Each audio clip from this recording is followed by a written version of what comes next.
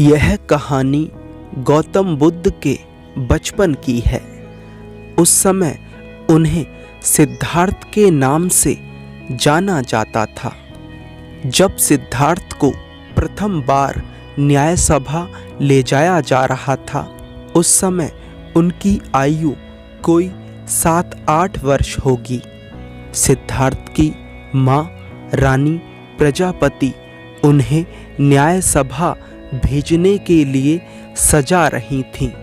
सिद्धार्थ को सुंदर वस्त्र पहनाए गए थे।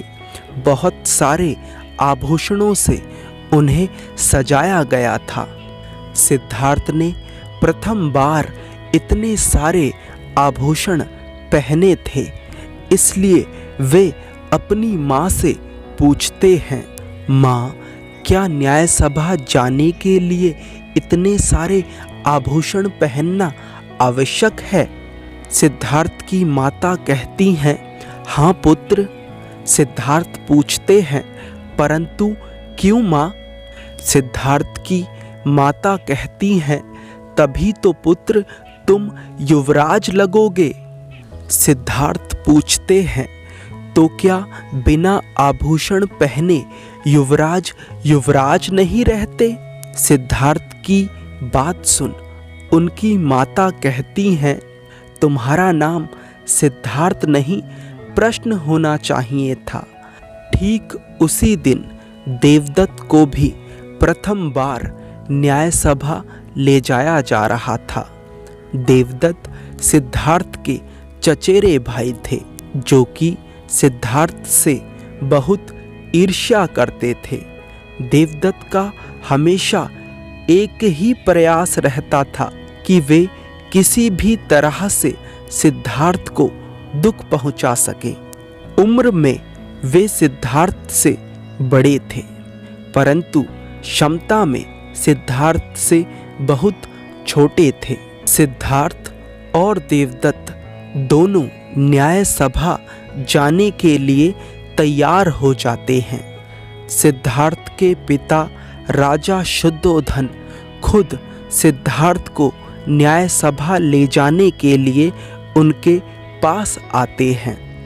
अपने पिता को देख सिद्धार्थ अपने पिता से शिकायत करते हैं, देखिए ना पिताजी, माँ ने मुझे इतने आभूषणों से सजा दिया है कि अब तो मैं ठीक से खेल भी ना पाऊंगा। सिद्धार्थ के पिता सिद्धार्थ की बात सुन मुस्कुराते हैं और कहते हैं, पुत्र तुम युवराज हो, इतना बोझ तो तुम्हें सहना ही पड़ेगा। सिद्धार्थ और देवदत्त दोनों न्याय सभा पहुंचते हैं। दोनों का स्वागत किया जाता है। राजा शुद्धोधन के आदेश के बाद दिन की पहली सुनवाई शुरू की जाती है।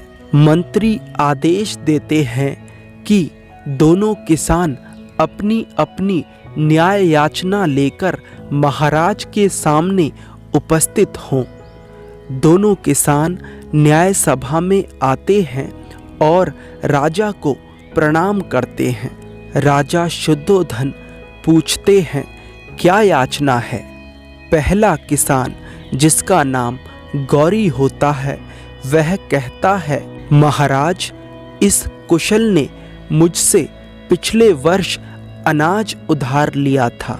यह कहकर कि यह इस वर्ष मुझे मेरा अनाज वापस लौटा देगा, मगर महाराज, इसने मुझे आज तक वह अनाज वापस नहीं लौटाया। कुशल कहता है, कैसे लौटाऊं महाराज? पिछले 2 सालों से उपज नष्ट हो रही है, इस साल भी कुछ हाथ नहीं लगा। कुशल की बात सुन गौरी कहता है, महाराज, यह असत्य बोल रहा है। आप चाहें तो अपने सिपाही से पूछ सकते हैं। जब सिपाही इसे लेने आया था, उस समय भी यह अपने गेहूं को तेल लगाकर बोरियों में भर रहा था। कुशल कहता है, महाराज, मेरे पास 2 ही बोरी गेहूं है, उसी से मैं अपने परिवार का पोषण पूरे वर्ष करूंगा। और गेहूं को तेल लगाकर इसलिए रख रहा था ताकि वह खराब ना हो, और आपके सिपाही मुझे पकड़कर यहाँ ले आए। अगर वो 2 बोरी गेहूं भी मैं गौरी को दे दूंगा तो हम खाएंगे क्या? गौरी कहता है, महाराज अगर यह गेहूं नहीं दे सकता तो अपने खेत दे दे। कुशल कहता है, महाराज अगर मैं अपने खेत दे दूंगा तो गौरी को कभी भी अनाज वापस ना लौटा पाऊंगा। मंत्री कहते हैं, दोनों पक्षों ने अपनी अपनी याचना रख दी है, अब महाराज न्याय करेंगे। राजा शुद्धोधन कहते हैं, युवराज सिद्धार्थ और कुमार देवदत्त, तुम में से पहले कौन न्याय करना चाहेगा? देवदत्त अपना हाथ पहले खड़ा करते हैं और राजा शुद्धोधन से कहते हैं, महाराज पहले न्याय मैं करूंगा। राजा कहते हैं, अवश्य। देवदत्त कहते हैं, महाराज मेरा मत है कि हम न्याय क्षत्रिय विधि से करें। कुशल ने गौरी को दिया हुआ वचन पूरा नहीं किया, इसलिए कुशल को गौरी को अपना खेत देना चाहिए। देवदत्त का न्याय सुनते ही कुशल रोने लगता है और राजा शुद्धोधन से कहता है, महाराज कृपा कर ऐसा न्याय ना करें, हम नष्ट हो जाएंगे। राजा शुद्धोधन सिद्धार्थ से कहते हैं, युवराज तुम कहो तुम्हारा क्या मत है? सिद्धार्थ राजा शुद्धोधन की बात सुन अपने आसन से खड़े होते हैं और कुशल के पास जाते हैं और उसके आंसू पूंछते हैं और राजा शुद्धोधन से कहते हैं, महाराज यदि कुशल गौरी को अपने गेहूं दे देगा तो अपने परिवार का पेट कैसे पालेगा, और यदि खेत दे देगा तो अनाज कहाँ से उगाएगा, और गौरी को उसका अनाज वापस कहाँ से लौटाएगा? वैसे भी मुझे लगता है गौरी के पास अनाज का अभाव नहीं, इसलिए कुशल की अनाज लौटाने की अवधि बढ़ा देनी चाहिए। सिद्धार्थ का न्याय सुनने के बाद सभा के सभी सदस्य आपत्ति व्यक्त करने लगते हैं। राजा शुद्धोधन कहते हैं, शांत हो जाइए, मैं कुमार देवदत्त के न्याय से सहमत हूँ। यदि व्यापारी अपना वचन पूरा नहीं करेगा तो राज्य का व्यापार रुक जाएगा, इसलिए कुशल को गौरी को कुछ ना कुछ तो देना ही होगा। कुशल कहता है, क्षमा करे महाराज, चलते वक्त मेरे पास जितने भी सिक्के थे, जितना भी धन था, वह सब मैं गौरी को दे चुका हूँ। गौरी कहता है, महाराज कुशल झूठ बोल रहा है, इसने मुझे कुछ भी नहीं दिया। कुशल कहता है, महाराज गौरी असत्य बोल रहा है। गौरी कहता है, महाराज मैं असत्य क्यों बोलूँगा? सिद्धार्थ कहते हैं, महाराज यदि आप कहें तो मैं सत्य का पता लगा सकता हूँ। राजा शुद्धोधन कहते हैं, तो ठीक है, करो परख, कौन सत्य कह रहा है और कौन असत्य।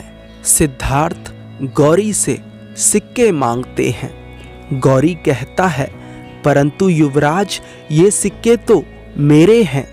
राजा शुद्धोधन गौरी से कहते हैं, सिक्के युवराज को दे दो गौरी। गौरी सिक्कों को युवराज को दे देता है।